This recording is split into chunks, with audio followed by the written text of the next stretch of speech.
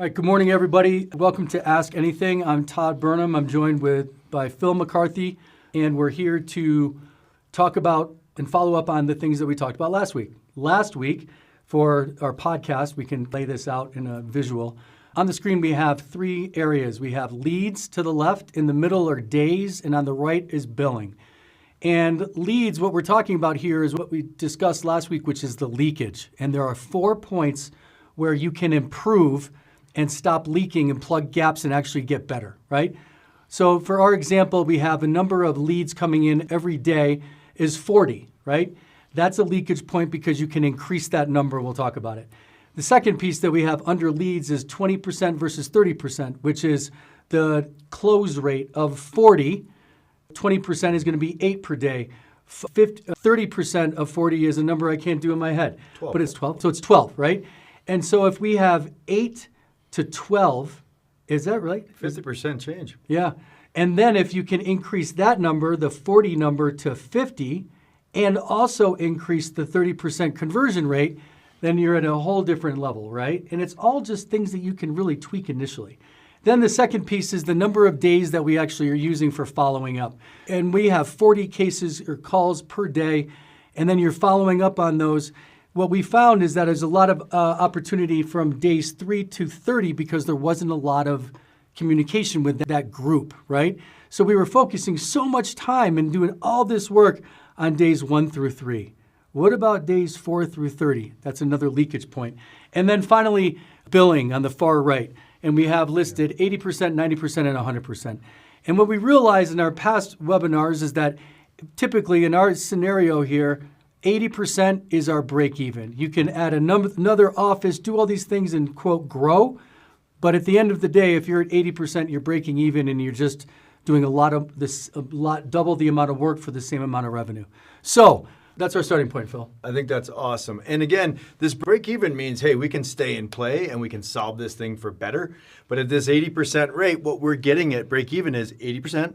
We're getting the 40, we're getting the 20%, and we're working the days in the natural way that we capture what's going on the left there. Now we start to say, great, we are now at break even. Let's go grow. Let's go make some profit. And today is what we want to talk about. Solving for those leakage points is the same thing as solving for profit. That's right.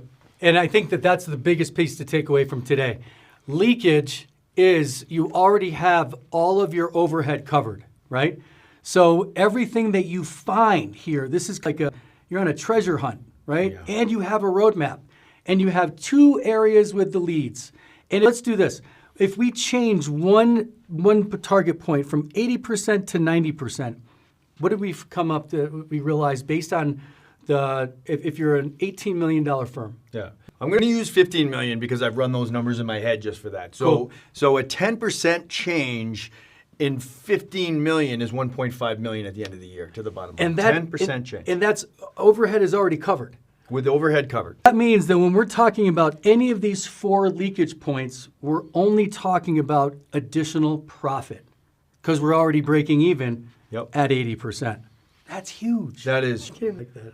And you're not asking people to double down on their efforts. You're just asking them to perform more efficiently and thoughtfully and more deliberately in how they track their information and how they run a case. That's right. And so if you can go from 80% to 90%, in this scenario at a $15 million firm, that is additional profits of $1.5 million just by communicating and actually tracking and capturing the work that you're already doing.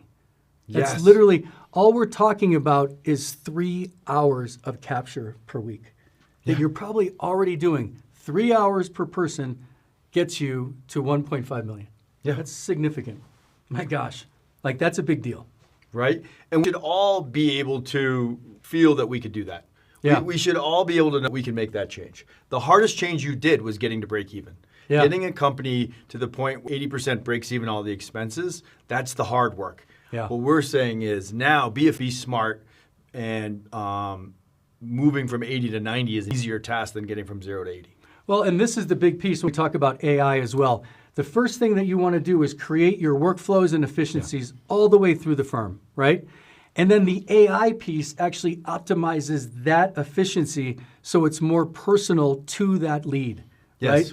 And so then it can be something that's more engaging and not just you are this part in the queue, right? It doesn't design your path on that workflow. No. It just makes the pieces of the workflow more efficient. So you've got to. And so if you can do that, add the AI afterwards. Now, if we're at a break-even law firm doing 15 million, we've gone from 80 to 90%, and what's our average lead per day is 40, right? Now, how do we increase leads from going from 40 to 50? Yeah, How do we do that? That's right. That's a great question. So 2 ways to grow inbound caseloads, right? And Todd has both of them. So we're talking about the first one, the how to go from 40 to 50. Ideas there would be, one, reviews from your own customers, building your brand and speaking about the great service and the outcomes that they've felt and had. Right. Yep. 3, a nice website. Yep. 4, the reputations of your lawyers in the community and how they plug into the community. Yep. The overall brand of your business, all the stuff adds up. Well, and the thing that it's nice to remind people about this is that all of these assume that you're providing exceptional service. Yes. Like the difference between law firms that are great is the talent that's at the firm and the culture that's there. And so if you want to get from 40 to 50 and you have exceptional talent, then that's something that's workable.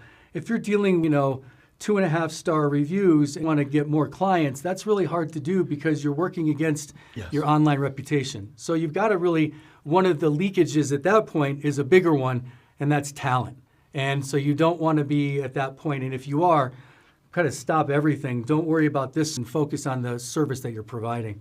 You can't, you have to be exceptional in this that you provide or have the intention that you want to be great. If you have that, then you're going to constantly get better. If it's like, no, this is good enough, then you're going to probably go out of business. Yeah, the clients have to understand where they're right, and if you're heading to an environment that cares about the cases and the people are communicating that, you're more apt to pick up that call, that law firm, or even over an advertisement or a filter that I dropped in to understand what's going on with the business. Yeah. Like in anything, when we buy things or we travel, we look at the reviews, right? Yeah. So the reviews matter. And it do repeat traffic, and it leads to people raising their hand and coming to us. Let's look at this from a perspective of what are we actually going to change after we actually find the leakage, right? Yeah. So if we can increase the 40 to 50 leads per day, so we're going to do a new number, a new color. So now we're at 50, right? Yep. And because we're looking at these days from day 3 to 30, we're going to more than 40. Let's say we're going to capture that 50 and our percentage is going to change from 20 to 30, right? Because we're being more efficient, because we're capturing more, because we're communicating with our potential new clients in a way that's impactful. And differentiating. Yes. If they made 2 calls, they're going to decide on which call was the differentiator. That's right. And so the messaging here, it has to be tight, right? But if we can say that, let's see, if we can get more than, instead of 50, we're going to have a percentage, our close rate's going to be better because we have better follow-up. So now we're going to be at 30%, okay? So if we are at 50 a day and we're closing 30. 15. That's 15. Right, so we went from 8 in the first scenario to 12 if we stayed at 40, but moving to 50 and then getting to 30%, we moved to 15. 15 is almost twice as many. That's almost twice as many. Then, what do you think that does to that number over there? If you have all of these cases that are almost doubling because you address 2 things, right? You're trying to get that number up, the 40 number to 50, which happens through different processes. This one itself, the days 3 to 30, you can actually use AI as the follow-up communications based and make it very specific to that person. If you do those things in just like the technologies in the 3 separate areas to get to 15 a day, like think about what that does to what you've already done. If you're already at 15 and then you get to 90%, don't you automatically probably get to 100, or you're adding more lawyers and paralegals to that scenario to service at a high level, the 15. Like in just doing those things, you can double your profits. And it's easy to hit your number when you're at capacity, or there's more cases in the queue, right?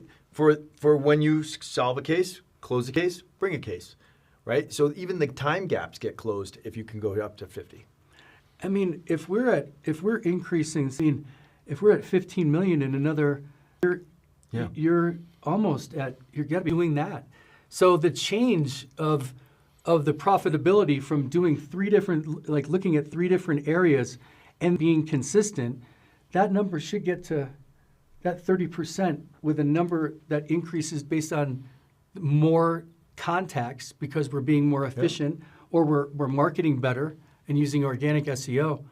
That's really significant. That is significant. Holy cow. Right? Now, with that growth in that incoming cases that create capacity, that is growth. Yeah. So once this happens, we start to look at the firm and say, what are the firm's needs? Are we at our caseloads, or do we need to hire a new lawyer? And that's when we grow from numbers of lawyers or numbers of paralegals. That is a celebration of what we've done right over here. And if you can get to that point, then you're adding people the right way because you know what capacity is, right? And the more dialed in you get, you'll be able to see using AI, I believe, to see what this one lawyer is at, what they're struggling with in terms of capacity, and you'll have more data that can be put through to AI to help that individual attorney or that individual attorney paralegal team be really effective and impactful. Yeah. You can do those things when you have the data. And if AI is going to help exponentially have good data, the whole concept of good data out, right? Yeah. So we have really good, accurate data. And if we have that, you can almost double, your profitability. Yeah. In entrepreneurship, when we talk relations, we talk about how do we get a customer, how do we relate to that customer when we have them, and then how do we grow a customer? And what Todd's talking about is, one, how do we get a customer, right? And the part that really makes a difference is in stages, that's not where we're using AI. We're putting a human on the phone to hear their experience, hear what they're trying to solve for, let them understand and hear from us our value proposition and the way we like to solve things, right? Then we go customer relations. The next part is, how do we like to keep our customers and communicate with them? Well, that's where I think AI steps in and says, hey, we're going to keep constant contact with you, tell you where you're at, and we can use those efficiencies in that stage. Yeah. Right? And I think that's the right recipe. Yeah, you're optimizing the process, people providing the services. Yep. Right? If you can do those things, then you're client-centered and all result in more importantly, a better referral source in that client because they're having a better client experience. Yes, that's right? 100% So right. it all just works. And then that just circles back to feed that number going from 40 to 50 because the word of mouth, the branding, and the experiences are getting better. Yeah, that's good stuff. All right, what did come from this? You're going to have, we're going to have some different changes, right? So we're going to have more people, more processes, or are we going to try to make this more efficient? So if we have a system here, that's that right there. I'm going to do yellow now, Phil. If we have a process here, and we're making it, we're making our conversions or all of that, right? That's under the lead section. And then we're getting them into the system, and there's more constant communication. We're going to then get more of that, right? I don't even know what this little thing is, this graph. But we're getting the people, right? Yep. So then more of the chunk. So now we're at 30%, maybe we're at 50%, and we're billing and we're being more impactful and they're having a better experience.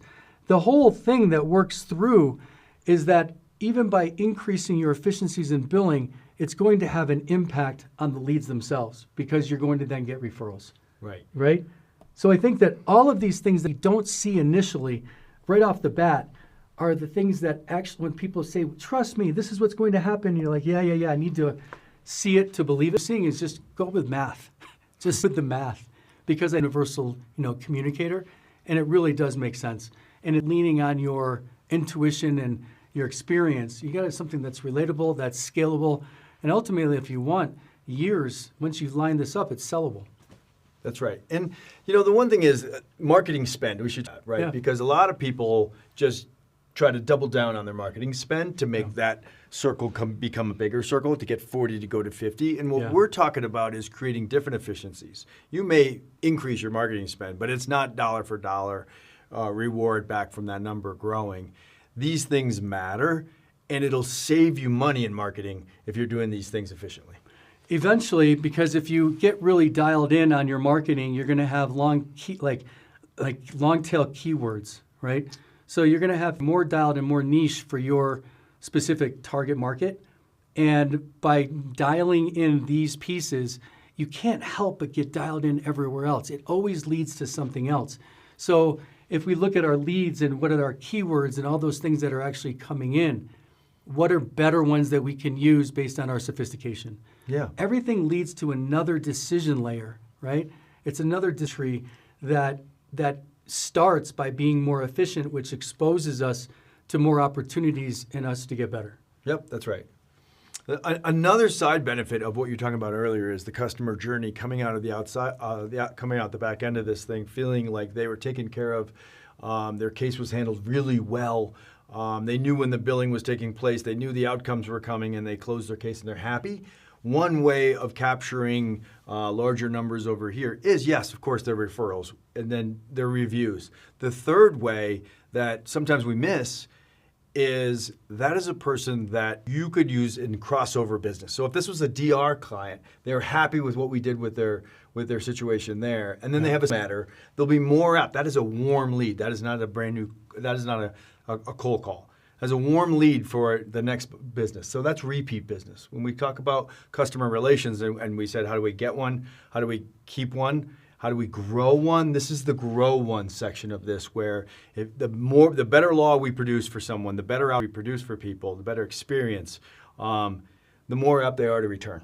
100%. And that's where we start to cross over our services by going to our own clients and asking them, hey, would you use us in this other way? Or educating them on our brand also solves these problems. And all of a sudden, 40 times 40 times 40 times 40 each month, each number is a giant.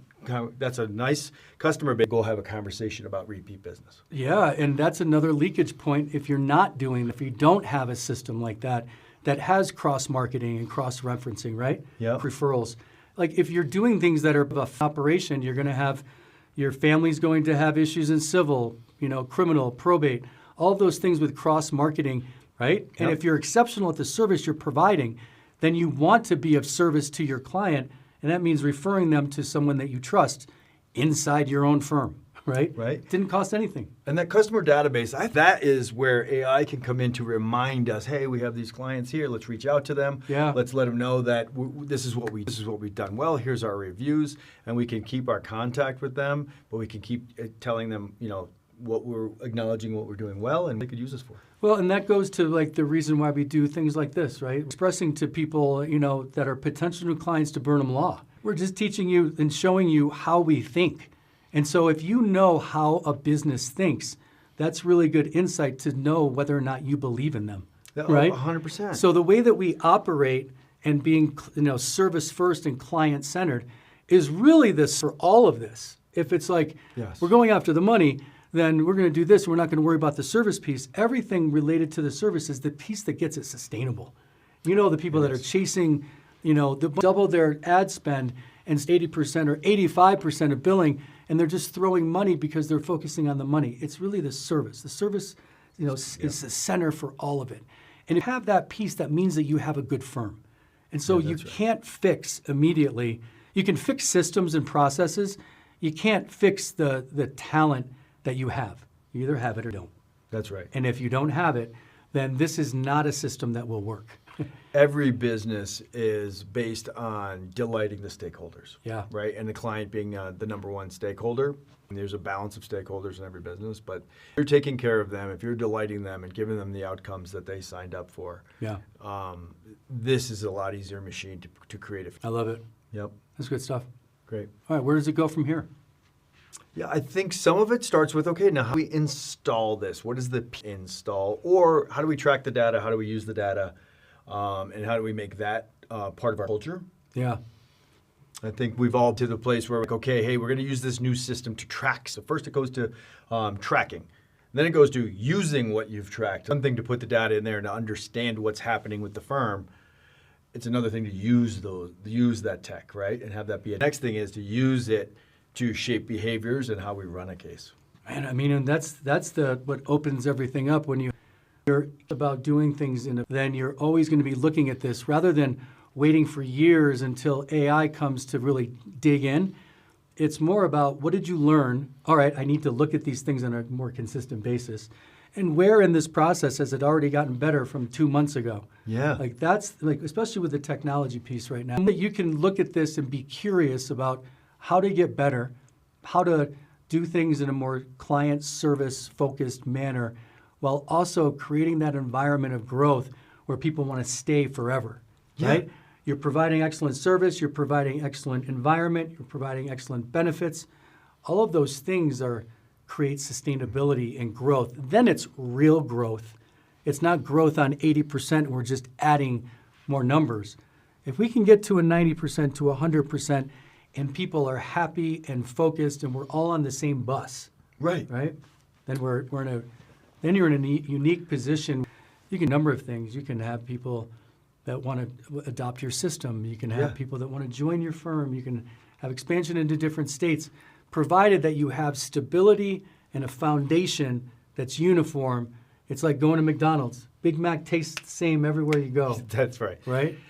I also think the install comes in stages. Okay, I remember first stage was we track data for our clients for billing. Let me use billing for example.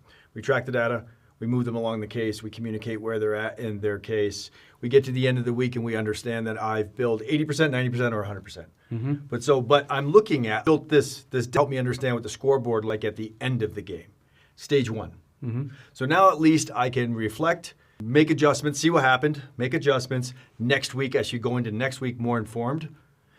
The second stage of that is trying to get your scoreboard to give you where you sit in the middle of the game. On a Wednesday or a Thursday, before the week is closed, am I falling short? What's the score? Yep. Right? Can I catch up some of my client services? Can I move my client along a little bit further? Can I put a couple more hours into my case? Yes, no, maybe so. Does that work for the client? Does that work for the case? Yeah. That's good stuff. Yep. I mean, because at the end of the day, things you can't control is the billing.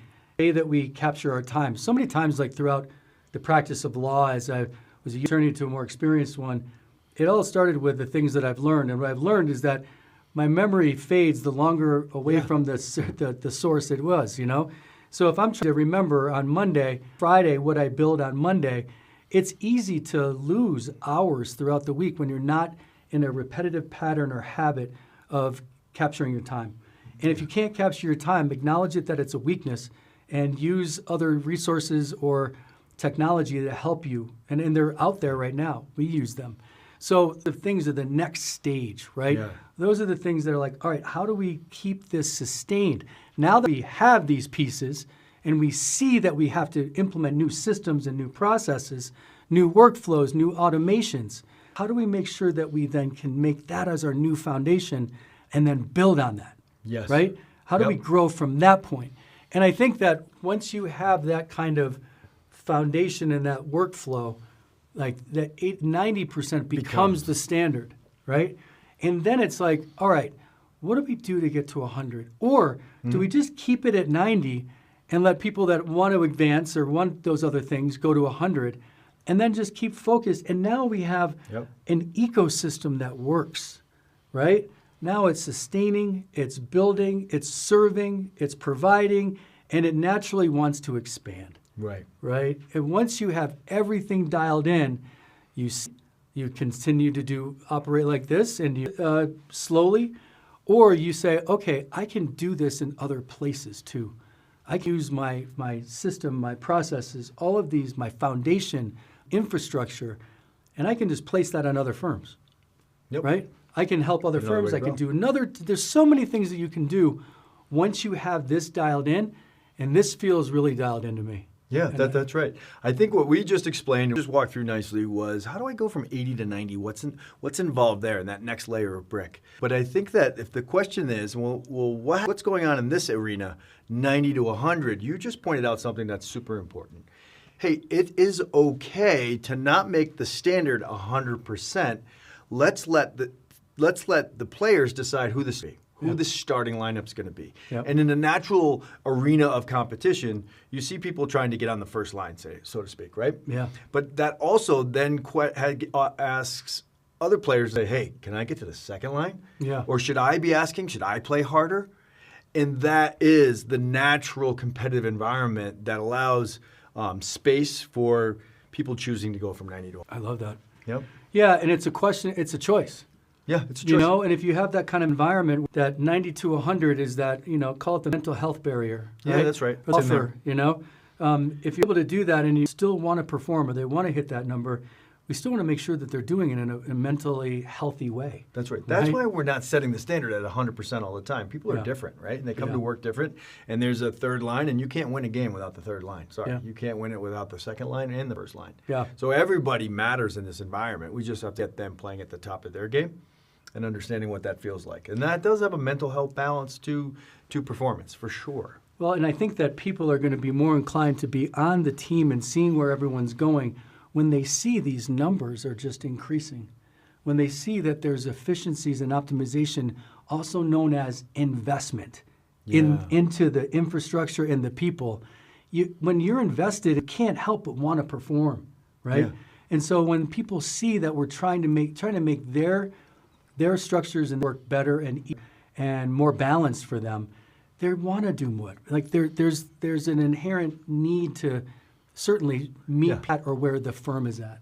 This is good stuff. Yeah. I think what this leads to naturally is then a conversation around incentives for the behavior. Yep. Right? And I think that it starts with the incentive is I work for a firm that cares about people. I work for a firm that does a great job. I work for a firm that's ethical, has tons of integrity. That's my starting. That is a baseline of incentive for me to do a really good job. Yeah. Okay, then from there we say, okay, if you go above and beyond, we reward that. If the firm is doing better, the lives of the people inside of our firm should get better. 100%. Right? Just so that one key stakeholder, owners or partners, aren't the only ones benefiting from this. We want to improve and set the incentives for the behaviors to reward everyone, right? Mm-hmm. It starts next with bonuses that suit growth. So people participating in bonuses. Mm-hmm. Stars participating in maybe some spot star bonuses, performance. Mm-hmm. But more importantly, one that I saw your leadership team put in that it was super was a conversation that started with, could we get the day after Thanksgiving off and could we get the day before Christmas off? How do we earn our way into that? Yeah. Right? Yeah. And your leadership team did a remarkable job saying, hey, this is the expense of that. So from a business standpoint, like we said, we want the layer, we want this thing to be healthy, I want to be able to stay, I want to have a nice reputation. Yep. Healthy means I understand that if I ask for that, that comes at a cost. But if I can earn my way to achieving that, that's a team victory. Yeah. So another way of communicating that the incentive that comes from 80 isn't just monetary, it's let's earn those days off. And in fact, they did earn those days off. Yeah. And the company put that in, and and everyone is feeling that, and they're excited. I think it's good, and I think and next year it's going to be expected. So you've changed the expectation. You can't. Okay, well now you take that back. Right, we're gonna take that back. You can't. So now it has to. You have to keep this a norm now. Yeah. And the reason why is let's find a new norm, right? Yeah. Let's find a new way for us to give 2 more days, but then it becomes more individual. So we've addressed the team itself and provided an environment where we're actually providing 2 additional days of vacations, but they all want more also, right? So if it's to 90, then everyone's going to win. Right. Everyone wins more. The more that you're transferring at a quality pace and exceptional work, it's not just transferring, it's not just billing. If you can do those things and you can get the results for the clients, then those numbers just go up anyway. It's just everything kind of trends in the same direction. Water seeks its own level. So I think these things are things that are going to lead to peace expanding as well. That when you perform, you just end up performing everywhere. The energy around performance is what drives lots of athletes, right? Yeah. Like the response and reaction of a crowd. But inside of a business, it's the energy that goes around when a client has a great outcome. Oh, don't you feel so proud? Yeah. Or in a jury, in front of a jury, a trial, you come up with the right solution for the conversation, right? Yeah. That feels amazing. When you to healthy business outcomes, that's awesome. When you have great relations with your people you work with, that's great energy. All that builds into culture as well. 100%. No, it's all good. Water seeks its own level. When you level up your business, your surroundings, your people, your environment, if you're bringing him up, everything else comes with it, just at different layers and different levels. And so then you're just trying to raise little bits and pieces here and there as you're spot raising and not raising everything. That's right. You know, this brings up a thought about we in, right? So when we have a season where we started out 500 or we're losing, that feels like something. And how to get back to 500 then winning again, that's a different type of efforts. What we're describing here is saying, hey, let's get to a winning season and we get to enjoy the environment and the energy, right? And the resources that come by playing and living in a winning environment. We all know momentum, playing with tailwinds pushing you, is a nice, easier way to go to work than pressure always in your face of the season, right? Yeah. So I thought like we all have to learn season, but once you find your way, once you've earned your way to a winning season, you want to keep that winning season going. It's good stuff. Lots of ways to always level up, and it starts with taking a serious look at yourself and your inventory, seeing where are you leaking, where's your mindset leaking, where's your skill set leaking, where's your infrastructure leaking, where can you get better, and then just go bits and pieces at a time. You're not a quality-paced decision making. A little sense of urgency goes a long way. At the end of the day, prioritize the service that you're providing, and most follows. It really does. These are the levers. You choose which lever to prioritize. Pick one, make it better. Pick two at the same time is what we were trying to say. Make them better. Make them change at the same time. And you'll see change happen quickly. Good stuff. Good week. Good week. See you next week. See you next week.